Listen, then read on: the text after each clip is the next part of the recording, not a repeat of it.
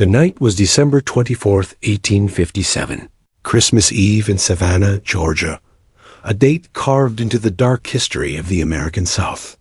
The story begins with a woman named Phyllis, a 28-year-old house servant who had spent her life at Riverbend Plantation, trained to obey, trained to keep silent, trained to hide every wound behind a forced smile. But on that night, she decided she would not serve, she would not obey, and she would not remain silent. With the same firewood axe that had kept the mansion warm through many winters, she struck down 4 brothers, Jonathan, Paul, Samuel, and Thomas Chamberlain, men who ruled over her life with cruelty. A lavish Christmas celebration turned into slaughter, wine turned into spilled blood, and the heirs of one of Savannah's wealthiest dynasties lay broken within minutes.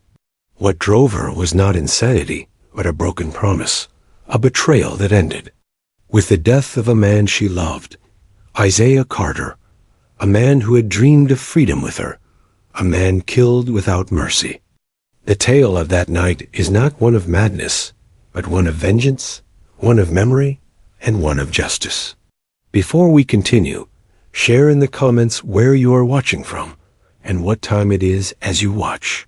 And do not forget to subscribe so you never miss stories like this. While the city glowed with lights, while families feasted and children dreamed of gifts, the slave quarters sat in silence, a place of cold air, rotting wood, and a fire barely strong enough to show the passing of all. Rats. In those quarters sat Phyllis, her apron tied, her back straight, but her eyes no longer blinking, fixed on the flames, but seeing only the face of Isaiah. His laughter still echoed in her memory. His final words still beat in her chest. Words of promise never fulfilled. He had been sold, broken, and killed. The news reached her quietly, and she had cooked, cleaned, and pressed coats without shedding a tear. But something inside her stopped being human in the way her masters demanded. That night, as she chopped firewood, her hands tested the axe as if it was more than wood and iron. Inside the great house, the Chamberlain brothers laughed and drank, each carrying his own brand of cruelty, Jonathan quoting philosophers while ordering punishment, Paul desiring young girls, Samuel hiding behind scripture to justify pain, and Thomas unleashing violence without disguise. Phyllis served them, bowed her head, smiled on command, but she also counted each glass and each bottle, waiting for the right moment. An elder named Elijah saw her silence and warned that Christmas Eve was a night when spirits wandered, and she answered with a calm that revealed she was already speaking with the dead. The axe was waiting, and so was she. Tomorrow the newspapers would call her savage, the courts would call her mad, but she was only carrying out justice. The story stretches further back to the day Isaiah arrived at Riverbend.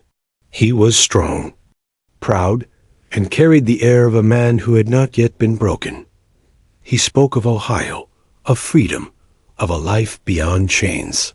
Phyllis listened and believed. Jonathan promised her that if she served well through Christmas, perhaps he would grant her freedom in the spring.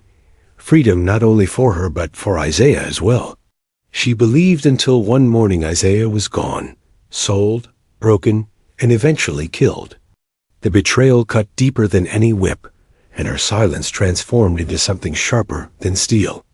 She worked harder, rose earlier, watched, memorized, and planned. The axe became more than a tool. It became memory, it became patience, it became her heartbeat. She chopped wood cleaner, moved quieter, and her eyes no longer looked at the floor.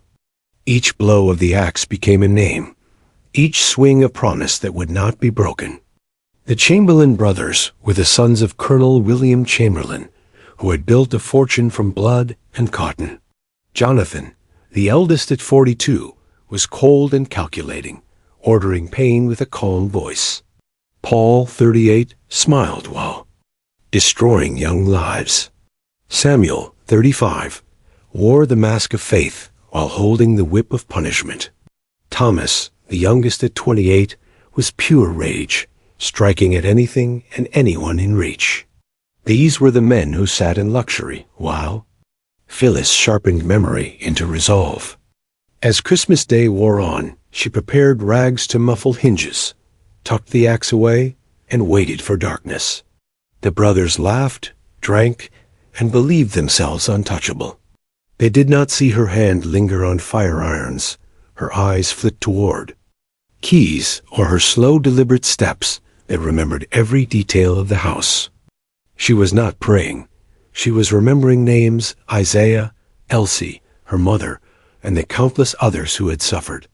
Each name became a drumbeat, each breath a step closer to midnight. As the clock neared 12, the house grew heavy with wine and smoke. Jonathan retreated to his study. Paul lured a young girl upstairs. Samuel slumped with his Bible in hand, and Thomas wandered drunkenly with pistol swinging. Phyllis stepped into the hallway, unwrapped the axe, and felt its weight as if it carried every scream and every broken promise. The first to fall was Jonathan. She entered his office as he read his ledgers, and without hesitation brought the shoe. Blade down, ending his lies with one clean strike. She left the room calm, closing the door as if he only slept. Next was Paul. She climbed the stairs, knocked gently, and when he opened the door, the axe struck him. His charm vanished in screams, his body broken beneath her blows, and with her final strike, she whispered the name of a child he had destroyed.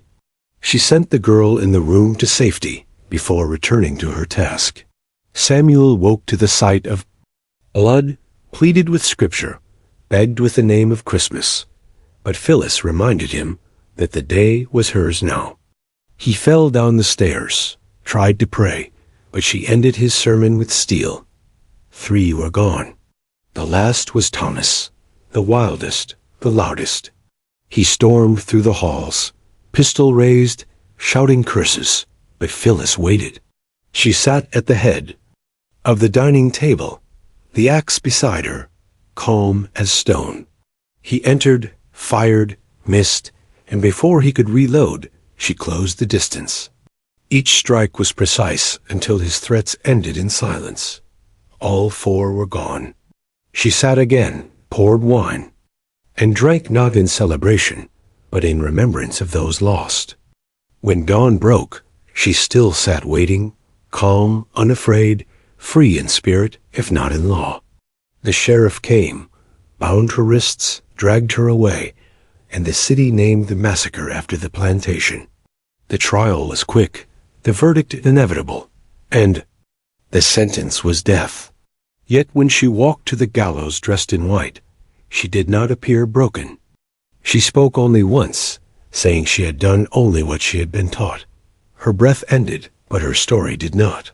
It traveled through whispers, carried in songs, carved into memory, told by mothers to daughters, and repeated in secret where chains still rattled. Phyllis became more than a servant or a killer. She became a symbol, a reminder that even silence remembers, even the most bound can cut deep, and even the darkest night can carry reckoning. If this story burned something inside you, then share it, subscribe, and carry her name, because memory grows wild and cannot be chained.